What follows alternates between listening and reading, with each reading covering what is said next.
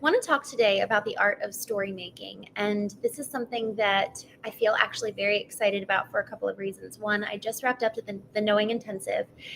I went up to New York, just outside the city, actually. I was right in Jersey City watching the beautiful New York skyline. It was so funny. My friends said, they were like, people in New York never actually get to see the skyline. And I realized what a blessing I had to be able to sit and just watch the beautiful sunset. It was the most glorious moon rose above the city skyline. So it was very magical being there this weekend. And what it turned out being was it was actually 42 hours, no more, no less. I arrived at 6 p.m. with my client, stayed at a hotel close by, and just existed in their home for 42 hours, 6 p.m., and then closed it out Monday at noon.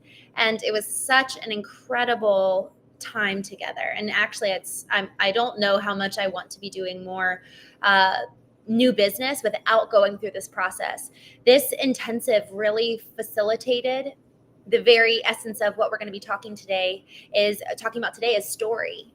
And the reason why this is so important is because so much of story, so much about brand in general hinges on story. And so when we think about storytelling and the art of making and crafting a story, it's something that frankly I've never thought of myself as a storyteller per se.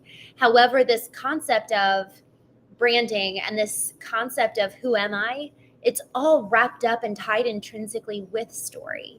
And so this weekend, as I was really leaning into getting to know this couple has a mobile coffee cart business and they're opening a brick and mortar shop.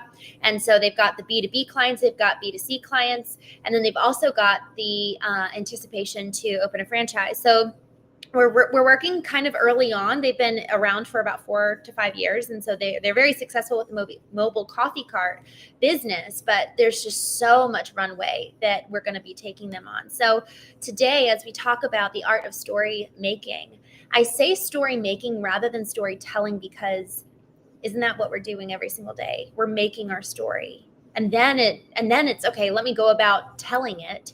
But I want to start at the making process and at this point, because so many of us live subconsciously with our default autopilot, subconscious at the wheel and at the helm of our lives. And we don't actually realize what we're making every single day with every single decision predicated in fundamental core beliefs. And so I actually have here, I'm super excited. I opened my cabinet as I was making dinner tonight, and I opened it and I just saw these little jars, I guess. I don't even know what it's called. It's like, for those of you who are listening, it's this little blue little jar, and it actually has kind of some seams running through it because it looks like it was broken.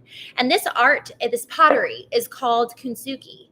And you can see here these seams running through it. And effectively, the art of kintsugi is a Japanese art form, and it's the practice of instilling broken pieces of pottery with gold to seam the broken pieces back together. And effectively, it preserves the pottery, but in so doing, it makes the pottery more precious than it was before. And so when we talk about story making, a lot of times we'll look around our lives and see pieces that just don't seem to make sense.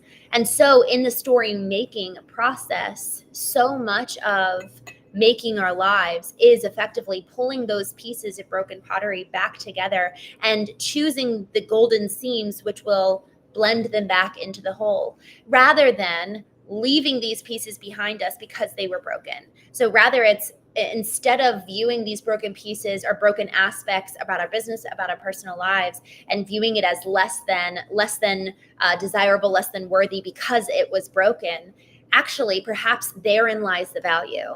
Because with this Japanese art form, the pottery that was once broken and kind of dismissed by so many is actually now more worthy and more precious because of the gold. So that's what I want to talk about today. I want to talk about the process of story making. And what I did, starting off with this client, we actually we had a knowing dinner when we first started. So I went to their home and we sat out and looked at the skyline as we ate Mediterranean. It was amazing. And the knowing dinner was really purely just about getting to know who they are. And I told them, I was like, we're not going to be sure, we can talk a little bit about business, but we're not going to be talking about business for any other reason than how it pertains to your story and to who you are today. Because for every single great brand, there is an incredible emotional connection that a customer has with that brand. And in order to do that, they have to have a compelling narrative, a compelling story that allows for that emotional connection to be secured. Harvard found that 95% of our purchase decisions take place in our subconscious, which is where our emotions live. So we have to be telling stories that pull on the emotions of our audience, but at the end of the day, it has to be rooted and grounded in the authentic truth of who we are, lest the emotional connection becomes emotional manipulation. And so with this whole concept of the emotional connection that is secured by way of storytelling, we have to understand how the stories, the moments in our lives make the story in and of itself. And so in this knowing dinner that I had with them, I asked them to literally go back to the very beginning, and I got to know each one of them. One of them was an immigrant from Colombia. One of them was an immigrant from Germany. And they just had such different upbringings, such different childhoods. They had, what was interesting was very similar values. So he grew up with very German parents. He experienced so much love from his parents, whereas her parents separated, and there was just some, I guess you could say, there was some conflict in the household, and she experienced the ramification of that. And yet both of them, as a result, instilled these really deep-seated values. Because she did not experience a lot of love, she highly values love. And because he did, he highly values love. It's so interesting talking to them, because now this value of love is that much more, I guess you could say, rooted and grounded because of the why. She deeply values love as a core ethos of the business in the way that they interact with their baristas, in the way that they interact with their customers, because of the lack of it in her childhood. And then he deeply values it because it was a core part of his foundation as a family. And so both of them hold this value of love. Both of them also hold this value of excellence. And so for every single value that they hold, whether mutual or exclusively, there's an intrinsic story. And so the knowing dinner really served for me to get to know them on that personal level, and thus be able to pull the moments and experiences out from their lives, and then start making the story of their brand, and start making the story of their personal brands as well, because every single company brand needs to have strong individual story-driven executives behind it. When I worked with Amazon, and even working some with Walgreens, Amazon, and a lot of other businesses, big top corporations, are investing significant funding into the brand promotions and development for their executive leaders. I believe that they had like a 10 grand a month budget. So each one of these top level executives are afforded, and I'm sure it changes as you go up the hierarchy, each one is afforded the opportunity for a social media agency to support them, the brand messaging around the individual, and how that coalesces with the top level brands. So for example, when I was working with Amazon, it was, okay, who are these individual executives? What's the overarching message and theme and goals of the business? And then how can we allow for the integration of the personal stories to be tied together with the goals and orientation of the business and where they're headed? Because we have to be able to do this. We have to be able to do this for ourselves as entrepreneurs. How am I tied to my business, and how can I allow for the integration thereof, but then also allow for the business to stand on its own? And here's another thing too, that I've actually been asked quite a number of times when I do speaking engagements, podcasts, speaking at masterminds. People will ask me, but what about me as the individual? I've got 5 to 10 businesses. I've got so many different endeavors. How do I pick which one I'm effectively going to meld myself with? And so that therein lies a large conversation, because we have to know for ourselves who we are at our baseline level, and then we can say, okay, how is this going to manifest in each one of these regards of these businesses? Because absolutely right. It can be so confusing. And so, effectively, when I truly have come to know who I am in talking with this couple, as they come to truly know who they are and how that manifests in their values, that informs the manner in which they live their business, because it's predicated in who they're called to be and what they're called to do.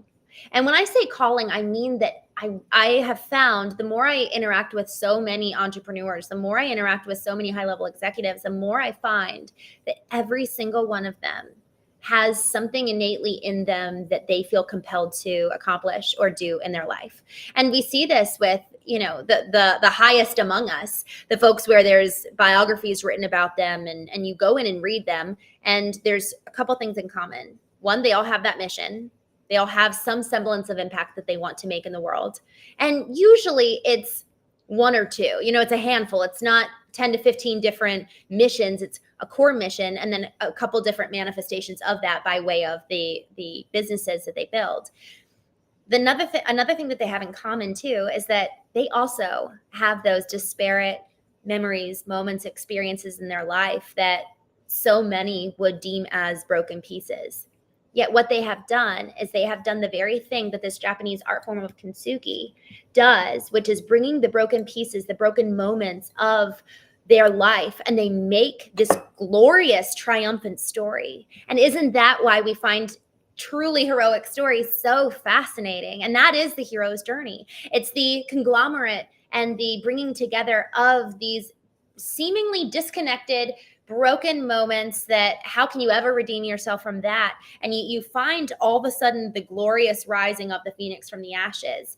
But we have to know alchemy. We have to know how to turn that which is broken into something which is beautiful.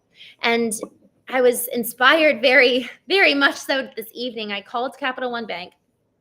I ended up being on the phone for an hour with Chuck. And Chuck proceeded to tell me his entire life story. This gentleman, I actually thought it was a bot at first. I'm waiting on hold, and he says, "Hello, this is Chuck. How can I help you?" And I was like, is it hello? Like trying to ask a question that would allow for it to be a real person. And I said, "Chuck, how are you today?" And he was like, "My day is going so well. I'm afraid something's going to happen." And then I realized it was a person. So I started laughing. And so we ended up having initially a very lighthearted conversation. He told me about how he and his son pranked his wife, who he's been married to for 32 years. And I asked him, I was like, so what's a core value for your family that just allows for the play? And he said, "Well, I've just learned to laugh at," he said, "laughter is just such a core part." He said, "I've learned to laugh, and my wife and I, laughter is a fundamental value of our lives." But as I continued to learn about him, he shared that when he was 8 years old, he found his mom who committed suicide, and she was on the kitchen floor. And he called his dad in, and it was too late. And it just hit me like a ton of bricks. Like this man who initially at face value, he's been married for 32 years. He's talking about pranking his wife with his son, and it's all happy. And he says he values laughter and joy. But then come to find out, he's had this deeply traumatic childhood experience that frankly, so many would use, and not even use consciously as a means by which to live their life in the, seated among the ashes of the broken pieces, allowing for it to be an excuse for bad behavior or poor choices. It was so interesting because, oh man, I'm going to read this. My best friend sent this to me right before I had this conversation with Chuck. And I'm pulling this up right now because it made me think of it while I was talking with him. I actually don't know what book this is from. It says, "Through frequent practice of this technique, spiritual blindness to the discernment of truth and falsehood can be progressively replaced by a growing intuitive vision. Some lucky few seem born with this innate capacity. Their lives remain clear and undamaged by negative entrainment. But for most of us, life has not been that easy. We have spent a great deal of time repairing the damage done by destructive attractor fields that have acted almost unconsciously and hypnotically. Recovering even from a single addiction can take up the majority of a single lifetime. And the most common and insidious addiction is to denial, which plagues all of mankind through intellectual vanity." And I read this just just before having this conversation with Chuck. A man who can go from being 8 years old to his mom lying on the floor, finding her dead, and being able to create a life that is so incredibly beautiful. I actually wrote down what he said. He said this incredibly powerful phrase. He said, because of losing my mom, who I became is the person that I wanted. Like, who he became in response to that incredibly devastating event ended up being the very person who he would have wanted to be in the first place. And so it hit me, and I realized that it has been at the intersection of so much pain, brokenness, coupled with devastation, that has been the launching pad for colossal change in my life, and ultimately me aligning with who I want to become. But it's so interesting because brokenness alone, thinking of this Japanese art form, the broken pieces alone aren't enough. You have to have the willingness, and frankly, for me, it was a desperation to put the pieces back together. And how do we do that? How do we make this story that allows for greatness to unfold, that allows for true transformation, not just in our lives, but in the lives around us? It's the bonding agent that we choose. So with this Japanese art form, they use gold lacquer. And effectively, that allows for then the broken pieces to be of greater value than from whence they came before they were broken to begin with. So we have to choose with the greatest of intention the bonding agent for our lives, for the coming back together, for the what the new whole looks like. And so as I was working with this couple, we started with a knowing dinner Saturday night, I'm sorry. And I really got to know their unique stories, understanding what their values are. And then the next morning we had a vertical alignment. And for those of you who don't know what that is, vertical alignment is effectively my morning practice of aligning myself. And when I say vertically, I mean literally aligning my attitudes, beliefs, behaviors, mindset, just core functions under my ideal and under kind of the moral hierarchy of the divine, with the divine at the head. And then then I can turn horizontal. Then I can look to the right and to the left and engage with the world. But first I have to be functioning from this place of wholeness and vertical alignment in and of myself. And then I can proceed. So I had them, just like how I do at the knowing retreats, I had them move through a vertical alignment. And so Sunday morning, I gave them both the prompts to move through what is their literal vision. What do they see when they think about their future business? What do they see when they think about their life unfolding? What do they see when they see their future, the physical building, the people that they're working with, and then their own selves? And it was emotional when they shared some of the things that they saw. It was very powerful. And in so doing, it unveils what we truly want beyond just, I want to hit the 10 million mark, the 9-figure mark. It really allows for, one of them said, I see myself having a baby, and that's something that they've really been working towards. And so it was just a really beautiful time to see their heart and also understand their vision, because it's going to be hard for me to really guide them in the strategic direction necessary to accomplish and achieve this vision if I don't fully grasp it and understand it myself. And side note, how many of us get involved with businesses where we actually don't take the time to truly understand and truly know, and then we end up running the ship according to what we think is best, yet out of alignment with our customers. So this whole concept of alignment is so critical, not just for ourselves, but also horizontally aligned. We have to ensure that horizontal is truly on par with each other. And that's part of the reason why values are of utmost importance. I've actually gotten rid of clients in the past who didn't have a mutual honor for emotional intelligence, which is a core value of ours. So we started with vertical alignment in the morning, and then we proceeded to talk about their vision. And as they talked about their values, and we identified the stories predicated in each one, understanding the why for every value, understanding the vision that they held. The next day, I asked them in their vertical alignment, I gave the prompt, okay, well, who do you need to become in order to achieve this vision? And y'all, it's so important that we ask this question, because our story making process, even though I can look back on a particular chapter in my life and I see the story unfolding and I see how I chose what particular bonding agent I used to bring the broken pieces back together, as I look at, turning almost, I feel like with this recent birthday and even my trip to Croatia specifically, I really closed a chapter in my life, which was very significant, very big, and really allowed for so much change. So, one of the things that actually is scary for us in this process of story making is that we are afraid that if we let go of the chapter and move on to starting to write the next, well, what happens to that chapter? Does it hold a lesser luster? As we move away from the death, as we move away from the abandonment, as we move away from the loss, do we actually lose the precious, kind of the precious love for that person or the impact that it had on us? We were talking initially at the beginning about how the greats, the ones that we write the biographies about, so many of them have these kind of horrific childhoods, and the moments and experiences that make their stories are so incredibly transformational. Yet it allows for, yesterday I talked about living in the gain versus the gap. And this book was written by Benjamin Hardy and Dan Sullivan.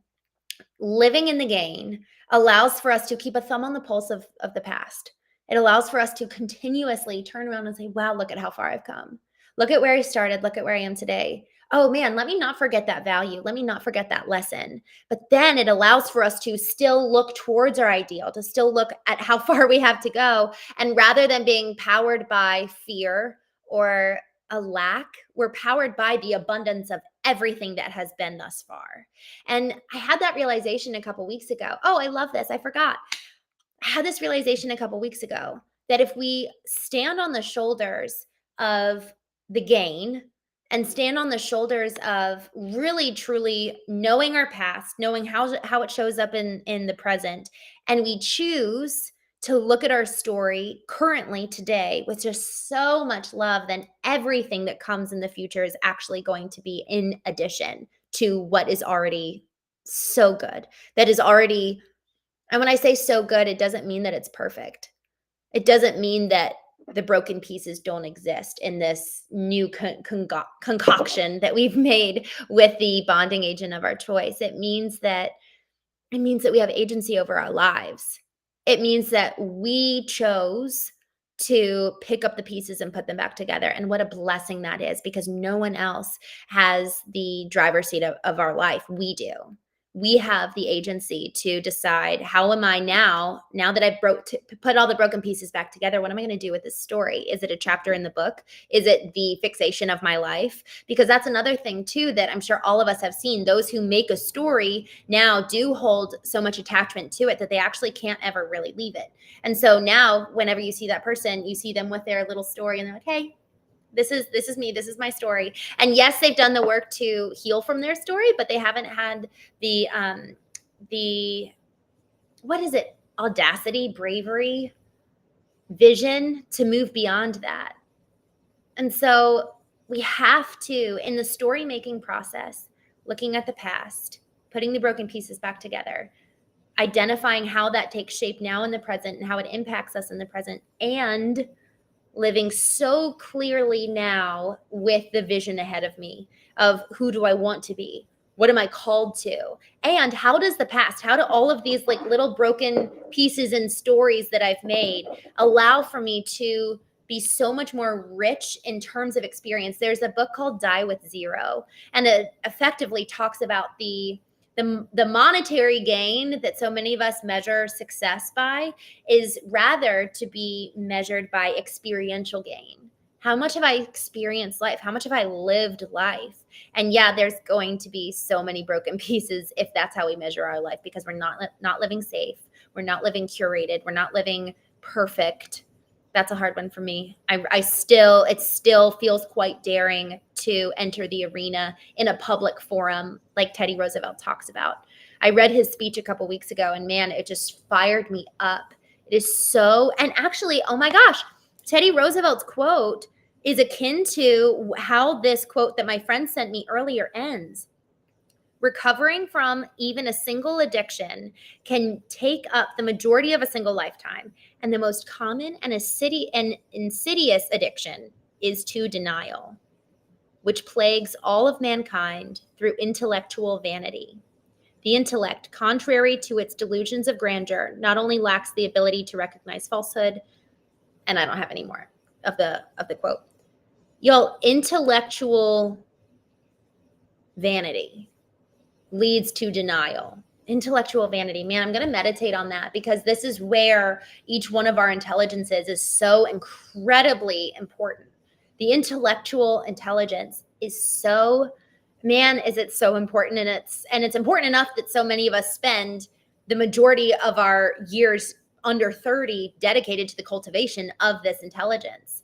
Yet, apart from the influence of these other intelligences, to allow for, honestly, the full, oh, I love this. Our stories can't truly be made with a single intelligence. Our stories cannot truly come together in the full prowess and potential of the impact that they can make if we're only activating one intelligence, which so often it's the intellectual intelligence. Yet, the same goes for those of us who are deeply in touch with our emotional side. Knowing the intellect and knowing our emotions does not mean we are intelligent as to either. In fact, perhaps intellectual vanity is the very antithesis of intellectual intelligence, because this vanity blinds us from the truth. And emotional obsession, what's the right word? There is a weakness at times when it comes to this fixation on emotions, when it's not allowing data to be pulled from these emotions and allowing them to inform us and act as, I've likened these intelligences to a boardroom where each one needs to have a seat at the table to inform us. Our emotions are an informant. Our intellect is an informant.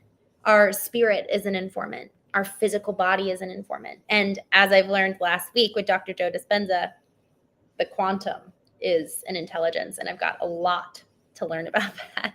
And it's so exciting. Oh my gosh. Y'all, there's so much more than we realize. And so in taking the time, even just sitting with this couple, doing a knowing dinner Saturday night to set the stage for our knowing intensive for the next 42 hours, doing vertical alignments, Sunday morning, Monday morning, I got a window into their soul. I got a window into their mind in a very unfiltered way. There's something about engaging in the early morning that allows for us to tap into these parts of us that often are very subconscious. And so actually in both the vertical alignments, both mornings, I had them write an exercise that to me was profoundly helpful in uncovering the truth. When I was in France, I was moving through just some memories about my former marriage. And I realized, my therapist told me this, gosh, I think it was 2 years ago. He was like, Christine, I know everything you did wrong in your marriage. What did he do? And he called it out right away, because I've lived so much taking radical responsibility for any little thing that I could do different. And there's something about seeing the whole truth and seeing the whole reality of what is. And so when I was in Paris, I just knew, I knew that I was kind of coming to the closing of this chapter in my life. And so I realized that I was sitting in a cafe and I felt like I had a block, even just in being able to remember. Like, I feel like so much of my 20s is just darkness. It's kind of a black hole. And I've gone back intentionally, worked with different therapists, but frankly, I've done so much work on my own, and I've healed in so many ways. And there was still more opportunity for healing. And so I just started writing. And I started asking myself, what do I wish was true? And that prompt was such a gentle way of kind of opening the doors of, wow, there's a lot I wish that was true about my marriage. And by way of doing that, I saw what was true, how it wasn't what it was. What I wished for clearly was a reflection of what was not. And so in the vertical alignment exercises that I had both of these folks do, I had them write down, I wish that. And y'all, this I wish question, or not even in question, this I wish statement allows for the subconscious to just kind of start free flowing, but it takes about, honestly, it took me probably 12 lines of writing. I wish that, I won't badmouth. I wish that, and then just write it down free flowing. I wish that, so if I'm thinking about who I want to be today, I wish that I did not, I wish that I wasn't afraid. I wish that I didn't feel failure. I wish that I could fail. I wish that I would, my best friend says he shoots off 500 golf balls and just to see which one's going to stick. I wish that I could do that. And what's so interesting is that, one, me doing this exercise shows me where I need to grow. It also shows me what I actually want. I actually need, now that I say those things, it's like, okay, well, now let me go put a whole bunch of plates up in the air and spin them and just kind of see what lands and what breaks. Let's just kind of see what happens. So it allows for me to take action in accordance to what I want. But so many of us don't ever take the time to consider what we want in the first place. And so this I wish statement allows for us to have visibility into the truth, visibility into what we want, visibility into how to grow so many times. And honestly, there's a part of it too, that visibility into what is beautiful about us. I wish that I could admit, you fill in the blank. What do you wish? What do you wish was true? What do you wish was true about you, about your business, about your partner, about your parents, about your friends, everything, because now we can go make change. Otherwise, those subconscious wishes lie dormant in our souls. And then I just had this, kind of picture as I was talking, going into the arena, like Teddy Roosevelt talks about. All of those silent wishes, they follow us into the arena. They follow us into our grave. They follow us everywhere we go unless we actually call them out, identify them, and do something about them. And so in the making process of our story, every single one of those wishes is important for us to know because they're uniquely ours. Now, as I say, they're uniquely ours. The more we tap into the subconscious, I think that that's where we kind of get to the purity of the wish itself. A lot of things that I can actually wish for, they will reflect the growth opportunities, but then also they'll reflect the things that I've even mirrored or mimicked from those around me that's not mine. And so it's almost like the I wish statement, the intention of it is to get to the accessing of the subconscious, which is just free flow journaling. And then you'll get to that part where you're like, oh, it's me. I'm talking now, not how I'm supposed to live, not what I'm supposed to wish for, not how I'm supposed to think. So many times when I talk with entrepreneurs and executives, and even honestly, I've worked with some stay-at-home moms, I ask them and I really draw them out in regards to, what do you want? What do you dream about? And so many of them have such little access to their own soul. It's effectively, they're living as an extension of being the caretaker. That's who they are. That's their purpose. That's their meaning in life. But then what happens when it's not enough? By way of, it's not enough because they move out. It's not enough because you're more than just a caregiver. I'm reminded of this conversation I had with Chuck earlier today, the gentleman from Capital One who I chatted with for an hour and 6 minutes. He said that when he found his mother, who had committed suicide, lying on the kitchen floor when he was 8 years old, he said, I remember distinctly thinking at her funeral as we lowered her casket in the ground. It was very vivid, the picture he painted. He said, I thought I wasn't enough. One day I'll have kids. One day I'll graduate high school. One day I'll celebrate my marriage. And I wasn't enough to make her stick around. And y'all, it's so devastating to hear that. And one day he realized that wasn't the case. She didn't die because of him. Thank God for that. Yet it is a reflection of why it is so critically important that you and I take radical responsibility to know what we want, to know the past and each one of those broken pieces and moments and experiences. Because if we don't take the time to sew them back together, if we don't take the time to make our own stories from these experiences and moments in our lives and activate agency over them, and in activating agency, we can alchemize. Alchemy is probably one of the most powerful things you and I can do in our lives, which is choosing the lens through which we're going to see the world. And so with that, with this whole concept of story making, the question is, what are the stories that you and I are going to make about our lives? Are we going to play the victim? Are we going to play the hero in our own story? And playing the hero means that we have to know who we are. We have to do the work to not play the caregiver. That is an archetype, and that's not the hero. Because for so long as we're putting other people as the center of our story, we will always feel like something's missing. And often that person is you. So with that, I hope you enjoyed making more of your story today than you did before.